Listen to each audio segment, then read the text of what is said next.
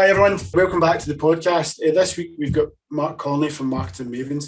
Mark and I have been friends since we were about 16 years old, and I seen another side to Mark over the holidays, which is quite an interesting one. We talked about his daughter Imogen and neurodiversity and the problem she's faced and how he's trying to look at supporting her and how those values work into his business as well. And we want to get him on the podcast to discuss neurodiversity, but also his business and talk around growing together, which is part of his team ethos. So Mark talks about the vulnerability he's faced as a father, how the school support system probably isn't there as much, how he's seen his daughter grow since from being primary one and being a little bit of a kind of non-inclusive child to now actually really becoming her own self and actually really starting to lead the charge in her own little way, and talking about his own business, how that's starting to thrive as well. It's a fantastic podcast. It's a very unusual one, a bit of vulnerability in there, and it's great to see Mark open up.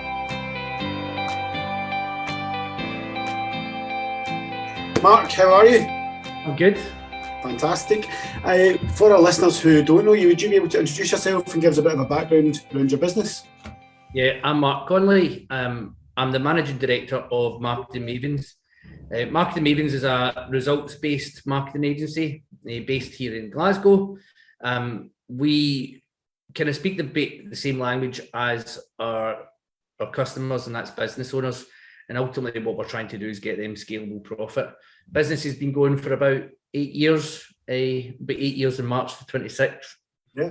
So a good amount of time. So it's been, definitely enjoyable. And also on the side, I teach marketing. So I've been teaching marketing for about 15 years now, teaching for Chartered Institute of Marketing. So I do that on the side, almost like, trying to share my knowledge and all that sort of stuff. I enjoy, I love marketing, really, really passionate about marketing. And then I also want to kind of share that kind of knowledge as well. So. No, that's fantastic. And obviously got Darren on the podcast as well. How are you doing? Oh, I thought you'd forgotten about me there. It's good to be on. I know Mark a wee bit as well. We've had a few beers together. I think we maybe chopped each other's ankles at the football park as well a couple of times. So no, it's good to have you on. No, it's good. It's good. It's good to be in a business side of things rather than going out and having beers and. Watching Celtic lose, I think, was maybe the last time. So I don't know. That's maybe why I never got invited out again. We're going to come on to business. We're going to come on to all this. But actually, Mark and I were having a few beers before Christmas, actually, which was fantastic. We started talking about a topic close to your heart, Mark, obviously. And you've just released a podcast as well through your Business Builders podcast as well. We've got a promotion there. But obviously, do you want to explain the topic we're going to talk about just now and why it's important to you, just for our listeners? Yeah, so it's a neurodiversity. So basically, like neurodiversity, in kind of simple terms, it's like, people with dyslexia, ADHD, autism, these people are seen to like have defects, but actually they're not. It's just the process and, information in a different way. But actually, a lot of times they're not included. There's basically a lot of businesses as well would, if you imagine it, like if you were going to be employing somebody and you give them a task to do, but somebody's got dyslexia and on the task to do, they could absolutely fail that task. But there's no real understanding and awareness from a business point of view. It's close to my heart because, like, my middle child, she's got dyslexia, and we always knew she had it. We knew from like a very young age there was all the signs, but within school they're not allowed to check until she's primary 4. But at the time, there was talk about, does she have autism? There was talk about, does she have dyslexia? And I'll be personally honest, I wasn't 100% sure of the kind of ins and outs of what it does and how it affects people. And it then came out, I think it got to primary 4. Now, it's really sad as well, but the whole way through this, it was like primary 1, Imogen was seen as a bad girl, and you'll know, Chris, you met Imogen's such a sweet, caring kid. She's such a sweet, caring kid, look after like all the other kind of kids. And she's getting seen as a bad girl because she couldn't work in the way that the school want them to work. So she was distracted This happened primary 1, 2, 3. She was getting sent to the head teacher's office and all that sort of stuff. So really, it's really kind of heartbreaking stuff. And then she started getting like sore heads. So I was getting phoned from the school, can you come pick her up? She's saying she's got a sore head. And then as soon as I picked her up and took her home, she was fine. And I'm getting angry with her, and I'm like, that, like, what's wrong? Is there something happening at school? No, I had a sore head, it came on and it's went away. And I'm like, this is happening too many times. So once we then found out she had dyslexia, it was, again, another kind of sad point. So I showed her a video on YouTube to explain what dyslexia was. And it's a little animated girl, and she's sitting there beside the other child, and the other child's like finished the work in 5 minutes. So then she's looking around going, I'm stupid. Like, why is everybody finishing ahead of me? And she's like, that's the way I felt, Dad. I felt like I was stupid. And then she's also got a thing called visual disturbance. So the words on the page move and the words on the board move. So the teacher's like, right, Imogen, what does that sentence say in the board? The words are moving and are falling off the board, right? So that's what's giving her the sore head. And I said, Imogen, do you know the words are not moving on the page? And she says, I thought the words were moving for everybody. So that was just what she thought. She never ever spoke up and said, she just thought that was the norm.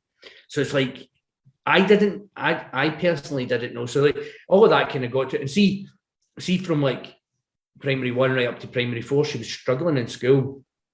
See, since she's got the support, and there's lots of support there, like, for instance, like getting them to use iPads.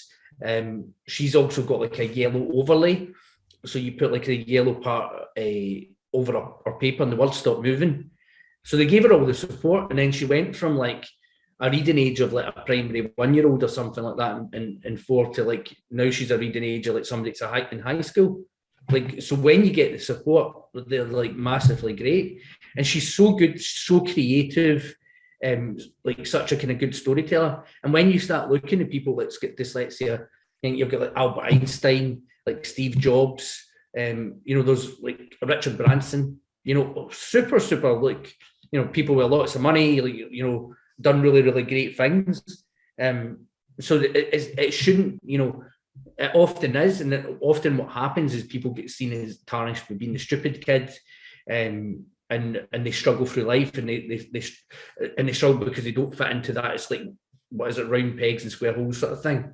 They're not fitting into the normal.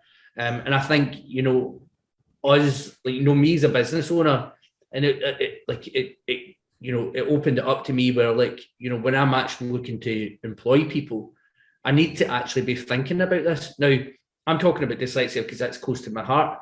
I spoke to somebody at an event a while back, and his daughter has really, really, like high autism, like high up the spectrum in autism.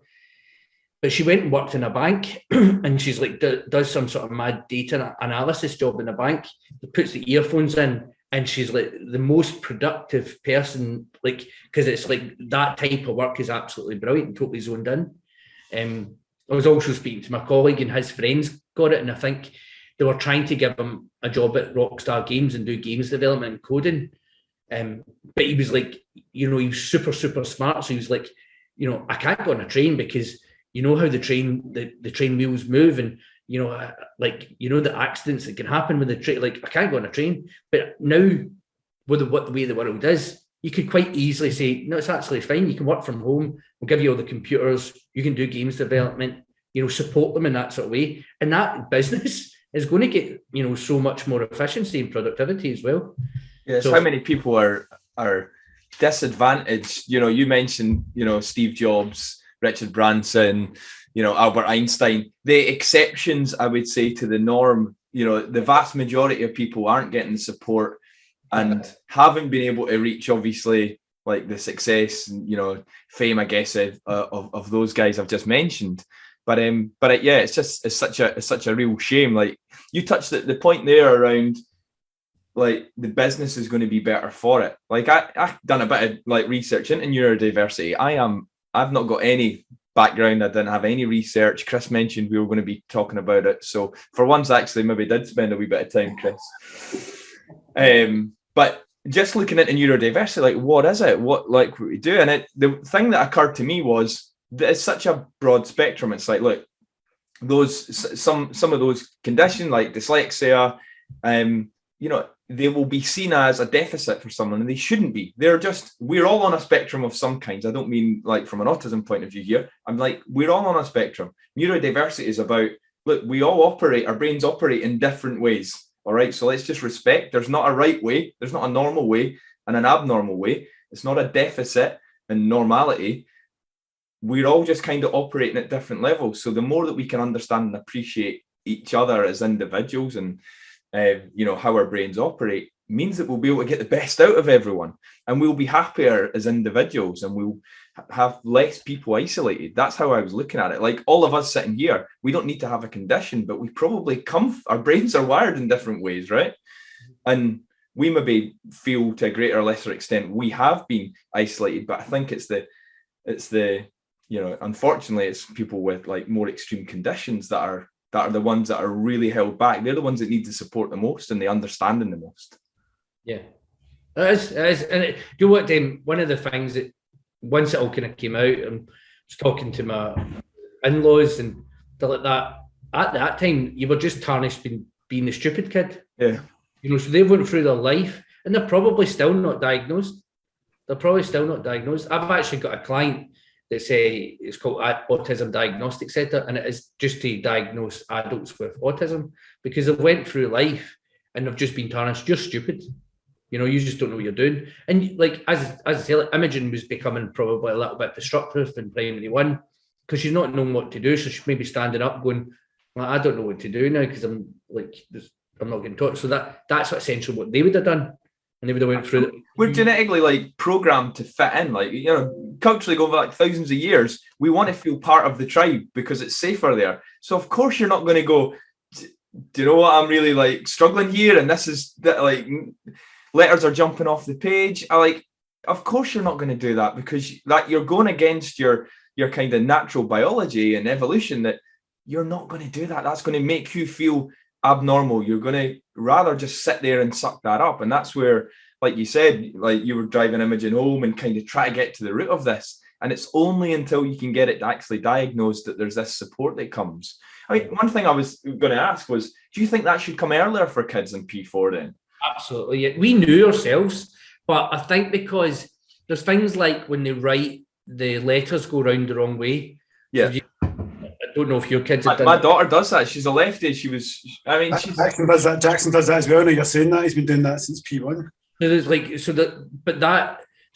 they could then get taught. You'll get dyslexia, but it changes, and that's why they wait till like their primary 4. But I mean, it's frustrating. It's really frustrating that they have to go through that unsupported. However, there's no stopping like schools having, because I generally think there's a problem with schools as well, because the way we get taught is it's a little bit of a change, but it's very much similar. It still sounds the same way. There's still somebody up at the board.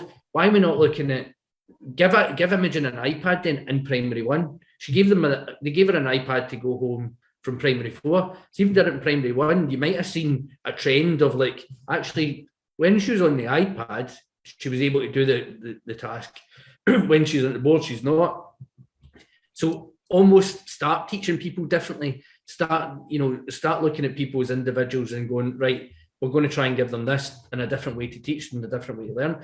Even as I've kind of grown as well, like I see myself as a different sort of learner, like I was always like at school, I kind of struggled at school, and I was like into the books and like trying to read books, but then I'm more of a visual learner now, like more kind of in videos, and more like even like face to face, like watching people, they're telling you stuff. That's the way that I sort of learn. So why are we still teaching? Why are we still doing things in a set way? Why are we not trying to differ it up? And that's partly, that's part of the sad thing as well, because we had Karen Gibbon from Mind Marvels, which is coming out soon, and she works with kids with ADHD, autism and all that in schools as well. And she was mentioning about when you see children that don't conform or act out, like you were saying about Imogen, we see that as a bad behaviour. But what they're trying to do, they're trying to express themselves in a way where they're not able to conform, so they don't know how to fit in, if you like, to that kind of round peg analogy. So by them speaking out or acting out, they're seen as bad behaviour. So then it's not rewarded as such. You're seen as you're tarnished with some certain brush. And what she was saying is, how do we benchmark this? We've benchmarked it on the wrong kind of rules, on the wrong expectations of everyone fitting the same, when we're not all the same at all. I mean, I was doing a bit of research as well, and I found that I was scared when I found this bit of research where it said like roughly 1 in 7 people in the workforce will have neurodiversity. 1 in 7. And what this could be is that there's a potential that people are masking their feelings, masking how they feel, masking how they act because they want to try and fit in. And that anxiety and that stress and that pressure must be no bounds. I mean, this is probably how it's good for you to see it as a business person, like you were saying, but also as a father as well. Absolutely. I mean, there's so much as like dyspraxia.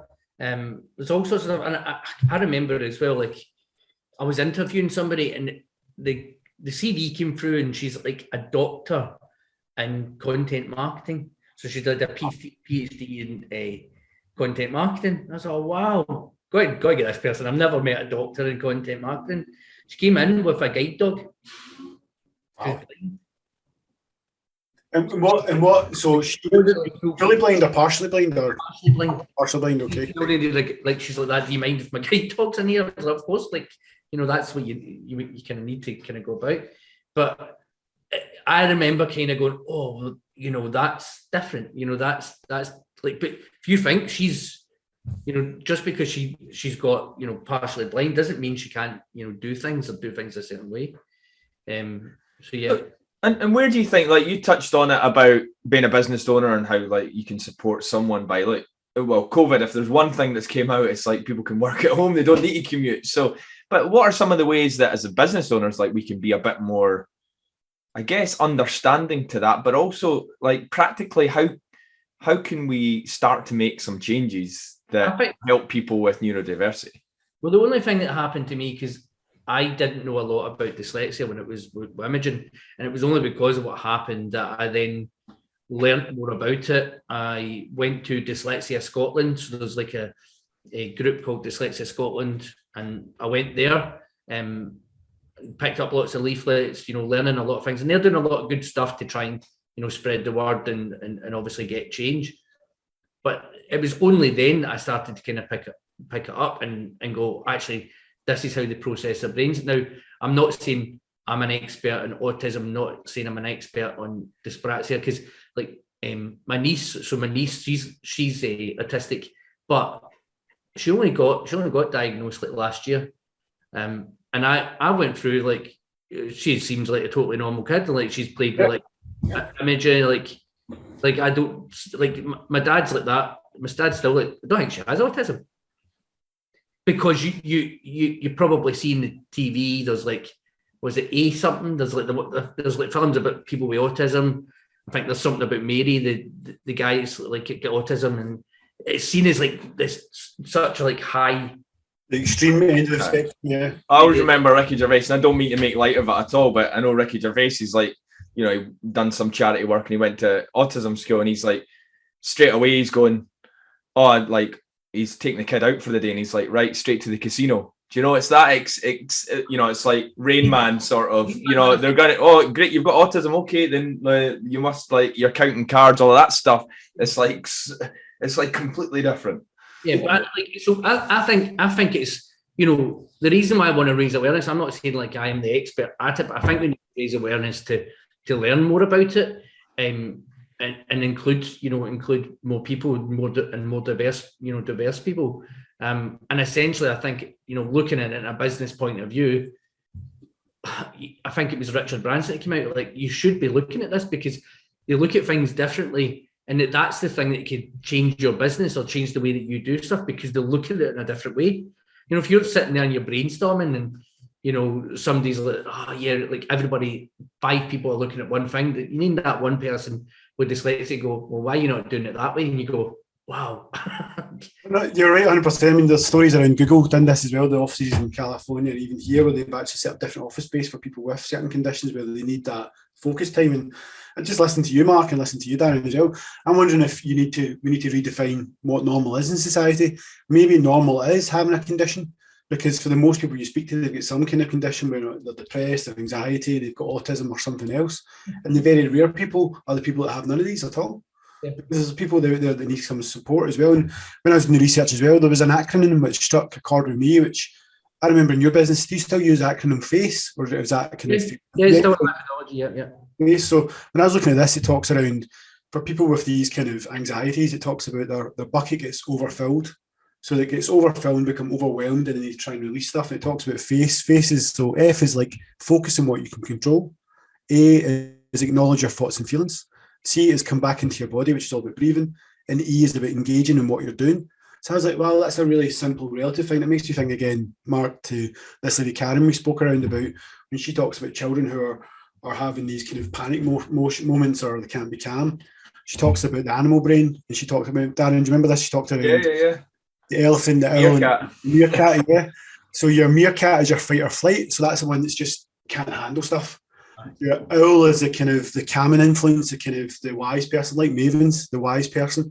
And then you've got the elephant, which is the storing the emotional feelings. But at the heart of it, you need to calm that meerkat. And she talked about breathing exercises. So I'm not saying that for staff members that's implemented. Maybe for if you've got kids with these kind of anxiety things, you certainly check that out around the anxiety piece. But I found that really interesting. And I wanted to come back to the value stuff, and because obviously as a father, you're now looking at this as a kind of the anxiety aspect, doing all the research, but then you'll be taking this into your workplace, just like Darren said about looking at staff members and who you can bring on. But then that must bring more of a family element to your business as well. Yeah. So ultimately, you can see there, like, grow together is like one of the key values. So it's been about, that's essentially what it's about, is like, if we help businesses grow, then we will grow. But that also comes right through the business.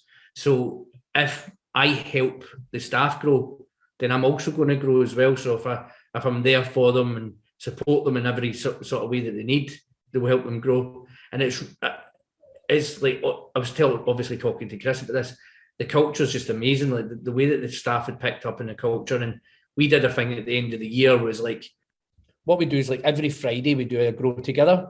And we like, because you know yourselves, you'll do some great job, you'll do something great, right? And then you go, oh no, right, I need to jump onto the next Zoom call. You'll not really reflect and sit and go, that was actually pretty good. Like, I've generated, more sales, or I got some more leads, or, I really pleased that client. You don't really sit there and think about it. So we set time where like it's about an hour to half an hour. And we go through like positives, right? What was all the good things that happened? And then what's your learnings? Like, what have you learned during it? And it's good to share, because then people share, and then the other staff, because you sit there and everybody's sitting there, their computers and, with their earphones on. They don't really, share all that information. So when they share it, they go, all right, that's absolutely brilliant. I'm going to tell me a little bit more. And it helps them in their job. So it is that whole kind of togetherness.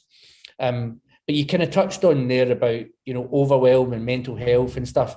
And that was one of the things that we done. So one of the girls that was here,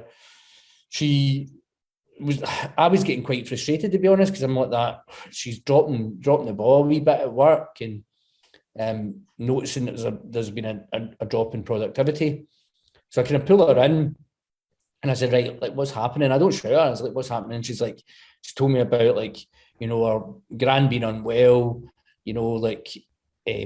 she's having trouble with her boyfriend and all that sort of stuff. So lots and lots of things. And I was like that, listen, go home, chill out, take a day just to totally chill, go to the spa, do whatever you want to do. Just take it as like as a mental health day. And she's like, what? No, I'll keep working. I said, no, just go, because your head's in another place. I said, just go, chill out, take what you need to do, and then come back and you'll be nice and fresh. And that was one of the things that she said in the Grow Together. She says, like, no company she's ever been with has ever done that. Whereas what would have happened was she would have just been thrown in to do things. And she says it was weird. I went home, I had a cry, but then I started getting like working from home and started doing loads of work. And she says it was one of the most productive days I ended up having, because you did that. And that's what it's all about. Like, I'm always there to kind of support the staff. I'm not a psychopathic boss. I mean, I had some psycho bosses in the past, and I feel really, having that kind of positive culture, and that real kind of culture about trying to grow businesses and grow ourselves is ultimately important. We've also got, other kind of 2 values. One of the things that I did last year was, you listen to High Performance Podcast. There's a guy, Rick Lewis, that's on it, and he talks about like culture, and it was kind of like the guiding principles, and I thought that's more what I want to do. So I built the kind of guiding principles and really got the staff involved, but ultimately this is what we want to do. So it's like Mavens by name and Mavens by nature. So Mavens means trusted expert. So it's all about trying to make sure that you're the trusted expert, try to keep ahead of your field, and by doing that, then we're going to share that knowledge, grow together, which I explained to you. We help, businesses grow, we'll grow. And then it's like work hard, have fun, play nice as well. So we're really in here just, most people will spend most of their life working, and you want to have fun. You want to go to work and have fun. If you're not, then you're not really in the right job. So we're there. We work really hard, but we have fun. We go out and we do certain things. So it's like that. And it honestly, like when I did that and I look around, I'm so proud of like the culture that I've built within the company. I'm so proud of the staff that I've got and things like that with it as well. And they all help each other out as well. It's not just me that's like, oh right, you've got to do this. They all just live and breathe this, grow together. Yeah, it's such an important culture. And culture itself, and we've had a few people on, Chris, right, talking about culture and various different things. I was telling Chris about this book that I'm reading at the moment, Mel Robbins' The High Five Habit, which clues in the title, right? It's not high-fiving yourself, but like high five to the mirror. High five to the mirror, right? And but she goes into the research behind it and stuff. There's like real research done, right? This isn't just like, oh, it's another like self-help book where like absolutely no research behind it. Like she's done the digging to kind of back up like why did she think this was kind of a thing. So I highly recommend the book. But she goes into like looks at some of the top NBA teams, top American football teams, and try to correlate, was there or look to see if there was a pattern between pre-season performances or stuff that how teams performed in the pre-season to whether they were successful when the season started. And it was all like, who gave the high five the most? All right. So it's maybe like fist bumps or high fives or, that those teams that had that element of culture had such it's a chemical difference in their brain that makes people feel alive, make people feel like they want to go to work, makes feel like they want to maybe push, a little bit harder than what they would have done. And this is all stuff that can instantly come off a basketball court and go into, a boardroom or go into the workplace. This is that same chemical reaction. We all want to feel recognized. We all want to feel like we've made some form of contribution. And it sounds like you've got a little bit of that kind of going on where you're asking the guys to purposefully look at what successes, what stuff's gone well, what stuff hasn't. I'd say this to Chris all the time. I look at 4 things every week. What's gone well, what hasn't, what have I learned, what am I going to do differently next week? Because it allows me to like wash off the week for the stuff that was pretty shit and didn't go well, because there's always going to be stuff like that, but take some learnings into next week. But the one thing that I'll always just gloss over is what actually happened well last week, what went well, and how can we celebrate that in some sort of way. And it's great to hear that that's what you're bringing through the likes of Grow Together, but probably the last one as well, which is work hard, have fun, play nice. Yeah. And that's ultimately, you hit the nail on the head there, because it is, you have 2 people work together maybe on a project, but the rest of them don't hear about it. And it is then just going, what? You did what? Like, that sounds amazing. Or like, I've got a staff member like Abdul. He's an absolute machine at creating websites. So when I first hired him, so he comes from Pakistan, and he came over here and he worked at Strathclyde Uni. And I remember I was like desperate. It was just when COVID had kind of hit, and I was desperate for like I needed resource because I think we had like 10 websites to do. And I was like, I can't do these 10 websites on my own because I've got all these other stuff. And I was like, I need to hire somebody. And I was like, I need somebody that knows what they're doing straight off the bat. So Abdul comes in and I'm like, that right, well, can we start you in a sort of trial period? He comes in, he done a website in a day, built a website in a day. What's normal for a website, if you would say? Because even I've been building mine for about 5 years, Chris. So I'm not an expert. So if it's a basic sort of website, you're at least talking about 2-3 days. Okay, but he done it. He's just rapidly, so fast, and he's brilliant. He's just such a decent guy. He's funny because he was very, very, very quiet, but he's one of the funniest guys in the team now. And like he always does something like, and it's like super good. And he just seems like, yeah, I just did that this week, and everybody's like, what? Yeah, what? I just built this, and then I moved this across here. He's like, which would be like, takes everybody like 20 years to do it, and he's done it in like half a day. You're like, what? I remember you sharing with me in the pub we were sitting, it was just before Christmas, everyone's in that kind of joyful spirits, and you were sharing stuff like he was saying one of the Grow Together sessions felt like this is part of his family now. Like, made him feel so welcome, and that's such a big statement to make. Yeah, he's that, and that's the thing. So he's like, he's like that. This feels like my family in Glasgow. Like he loves us all. Like he's such a genuinely nice guy. He was like, because I did things. So I kind of see it as like, if I was in Pakistan, I would want somebody to help me, right? I would want that same support. So he was starting to learn to drive, and he's like, that, Mark, can you take me out? Because he couldn't, because of COVID, he couldn't get a learning instructor. They were just booked right out for forever because of COVID. And he's like, can you take me out? Because I can drive. I've been able to drive in Pakistan. I just need to know the roads here. So that's sure, no problem. Wow. So I went out, and it took him out like Saturdays and Sundays and some nights, and then I went with him on his test and all that sort of stuff as well. Just and as just that, like being there, he's like, but he then put on my birthday card. He's like, you're the best human. So I was like, that's the best compliment I've ever had in my life. I was like, guys, I made it. I'm the best human. I know you really well, so I'd probably have a few questions into that. No, but that to me. Oh, sorry, Daz, you go. Well, I was going to ask. I mean, I don't want to bring us down from where we are, but I feel that I might. But you'd mentioned obviously you had a girl's doctor came in blind, and you're like, right. So that's one of those experiences where you're like, right, how do we manage that? So it's like, I guess until you've had that sort of experience, someone sat across for you. How do we hire someone? Trying to make a more level playing field. Clearly, like things like an interview process have to be standardized to a certain extent, right? Because we have to make it fair for everyone, right?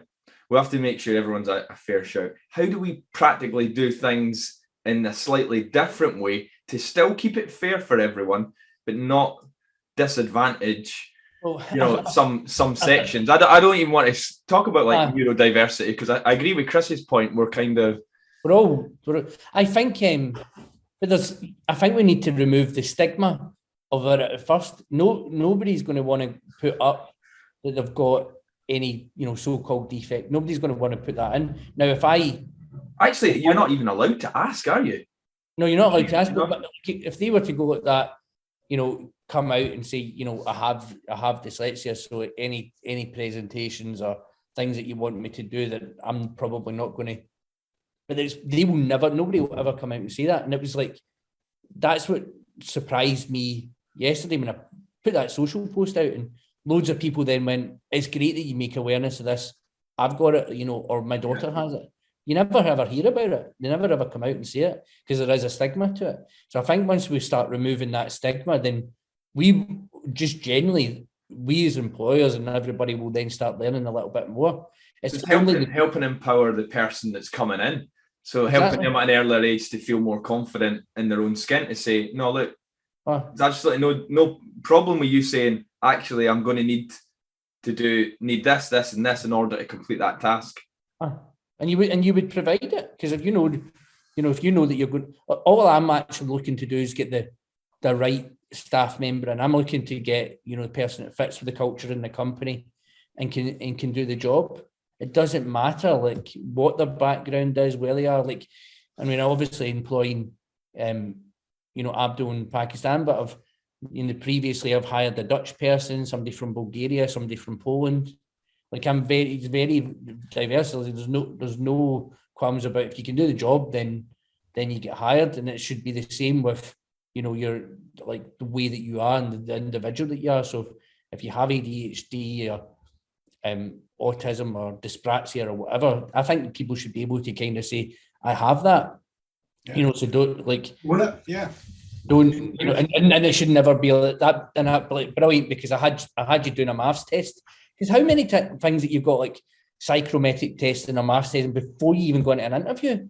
And that's what I was going to say. So I like your cultural principles you've got just now. So I listened to Ray Dalio's 3/4 of his book. It's quite a hard listen, to be fair. Which one's that? What's that? Ray Dalio? I can't remember. It's been on my Audible list for the last 3 years, but I listened to about 3/4 of it. But they talk about the principles they've got and the values they've got, about the metrics. So if you don't fit with the company, you don't get in.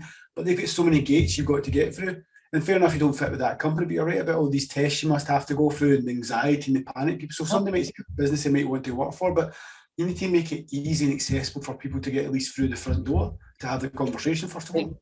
Like that guy, Rockstar Games, wanted this guy to work for him, but had to go to Dundee to do that. And he was obviously really, really anxious to do, to go there. If Rockstar Games understood, they would then go, oh, you are good. We want you to be an employee. We will support you in every way that you need to do that. So if you need to work from home, or if you need, we need somebody to come pick you up or do car share, that's what we'll do. But what's good about this as well, it's like you mentioned about moving that stigma. So with everything else, there's the vulnerability element of talking about this. So that vulnerability element brings either positive or negative discussions, if you like. And by you opening up this discussion, it opens up a platform to show you're a business owner, you're proud of this, you're proud of your daughter, and you want to showcase it to the world as well. And that will only pay dividends in the future, especially Imogen, because she'll see that you're leading the charge here and showing people that you are proud of this, and we're going to make it a topical issue. And we spoke about Mind Matters, Mind Marvels before, and there's a couple of discussions in there which are quite relevant. But as a business owner, obviously, we look at the positives just now, but I mentioned Success Leaves Clues in the High Performance podcast, and I think back to all the hard graft you've done for the last 7 years. I mean, I remember all the Maven Mondays when you were putting them out and you were knackered, all the fear you had, sitting in your own house, sitting in your mum's house, your dad's house, or whoever's house, starting off that business, and to look at where you are now. I didn't ask you this before, but what kind of challenges or what learnings have you... Or what clues has Mark left behind? That's what I thought you were going to ask him. What learnings have you learned from that whole period that you'd say to people who are maybe in their own business just now that they could take on board? I think one of the big things is, like, you're going to make mistakes. So ultimately for me, it's like, I want to be the best version of myself. So that's my kind of passion in life. And I think you're going to make mistakes going along, but ultimately you've got to just kind of learn from these mistakes. And there's a lot of things that you might fear. There's lots of things, like, so for instance, even doing Maven Mondays, and you're like, I speak to people that, like, oh, I've got a fear of kind of getting up and speaking and doing public speaking. I think it's like they take the Nike thing, just do it. Like, go ahead and do it. Because it's the only way that you're going to start seeing, that wasn't that great, I'm going to do it again. I'm going to maybe change this about a wee bit again. Like, I'm even continuing to do that. So one of the things that I did just previous to Christmas, I went and hired a vocal coach just to be even better at speaking. Funnily enough, it's the girl that, her name's Kirsty Strain. So it's the girl that is in Burniston. There's a woman who's in Burniston. So I've never actually said that to her. Like, I'm talking in a business point. I'm not actually saying, I know you were in Burniston. I just remember Burniston's that the one that goes 11. 11. So she's like one of the, so anytime there's a girl that's in it, she's the girl that's in it. But it's just like, so it's this constant learning. And that's what essentially what kind of Grow Together is about as well. So it's always been about me, you know, Mavens is trusted expert, but it's always been about me constantly learning and constantly trying to improve myself.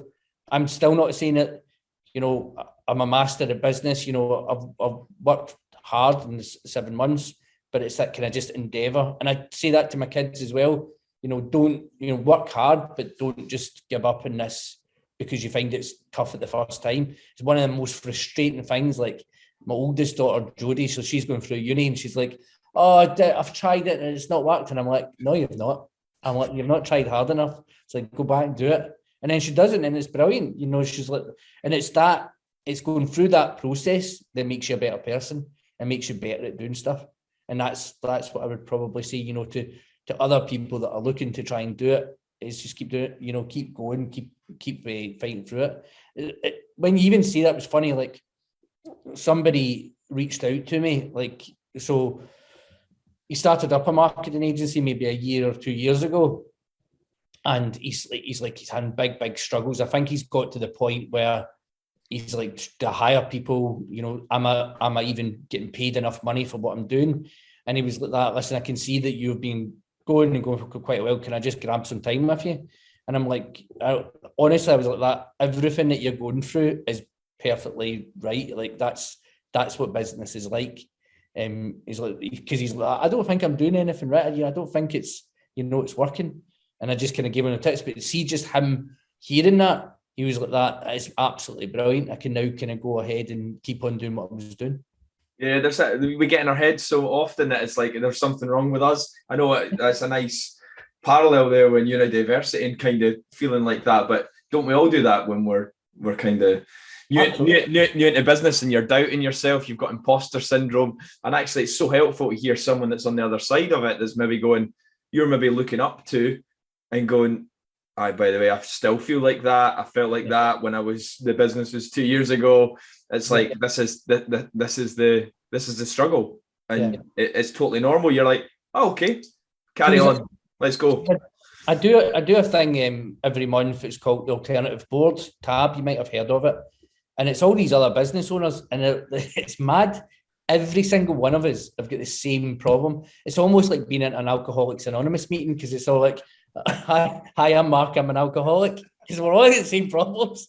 We've all got the same issues. And it's like, and it's weird hearing it, but that's been massively good for me as well, because see, hearing other business owners, because what often is they'll talk about a problem, like maybe it is like recruitment, you know, they're trying to hire the right person, and like they're going through certain like ways to try and get recruitment or how to hire somebody. I'm like that, right, taking those.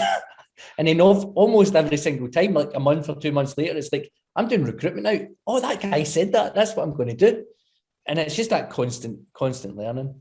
It's also the kindness aspect. I remember seeing some social post. It must have been a good 5-6 months ago, where your team went out to there's a gig across the road at the Barrowlands, and there was people waiting outside, all these fans. You took tea and coffee and warm refreshments for them because it was freezing that day. Yeah, it was pouring a rain, and we were like, oh, that's a shame. And I said, listen, what we do is we'll get some cups, because we've got a big urn, and we'll just get them teas and coffees. So we just jumped across there and just get the teas and coffees. But that's what I'm saying. This is what we're like as a team. We're like that kind of grow together team. We're there and we're kind of helping, you know, we're wanting to help people. We want to, you know, help businesses grow, but it's just about helping people grow. And that's what the culture is about. You know, people that have not made it within the company are generally the people that have not got that, you know, not got that culture, don't believe in that culture. It's the ones that like are trying to, you know, make money or get the quick buck or whatever, or the other ones that don't really fit. How can people find you then, Mark, on your social channels? Yeah, the best way to get me is just get on the website, www.marketingmavens.co.uk.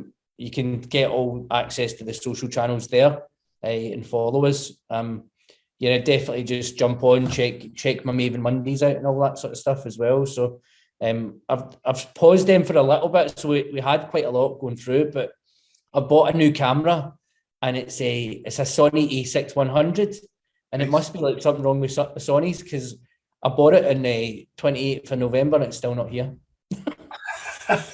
And what about your podcast as well? Because you mentioned that briefly. Yeah, the podcast is a business belter, so we have that going out every week. Again, just topics around about business, and it's again for people that are, startups or even struggling at business. It's actually a good podcast because all I'm doing is really telling my story, and John's telling his story about business and how we've kind of grown in business, and sharing our stories. And a bit of some tips and hints as well. No, that's fantastic. Well, no, Mark, that's been fantastic. Really enjoyed kind of understanding a bit more about neurodiversity and hearing more about your business, about the culture as well. It sounds like a thriving culture. It'd be fantastic to probably speak to you in your 10-year anniversary in a couple of years. 2 years, is it? Oh, but it'll be 2 years, nearly 2 years. 2 years in like a month. Fantastic. Brilliant. Yeah, no, it's been a pleasure, Mark. No, thank you very much, guys. Thanks very much for having me on. So it's a great podcast. I've been listening to quite a lot of them. I get to listen to Chris too much, though. That's the only thing as well. All right, at least he's semi-coherent on the podcast, though, Mark. So.